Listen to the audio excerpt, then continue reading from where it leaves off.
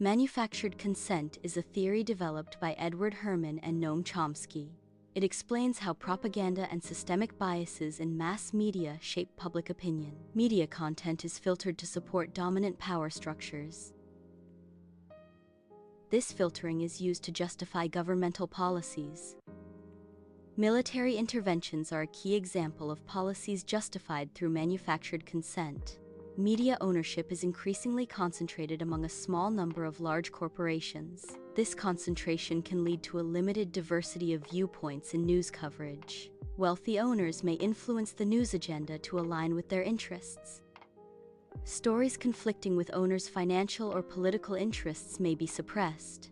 This influence can result in a biased or incomplete representation of events. Media outlets are significantly dependent on advertising revenue for their operations. This financial reliance can create an advertising filter effect on media content. Outlets may practice self-censorship to avoid upsetting major advertisers. Topics that could negatively impact advertiser relationships might be avoided. The resulting content is often more advertiser-friendly and less critical of corporate practices. This shapes the media landscape, potentially limiting the scope of critical reporting. Media outlets frequently use official sources for information. These sources include government officials and established experts. Relying on official sources can introduce bias. This bias favors the perspectives of these sources. Alternative or dissenting voices may be marginalized. This process can reinforce established narratives in media coverage.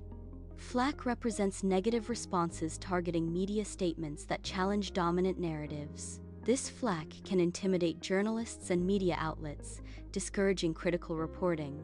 Anti-ideology involves demonizing opposing ideologies to manipulate public opinion. This tactic suppresses critical analysis and dissent by justifying specific policies.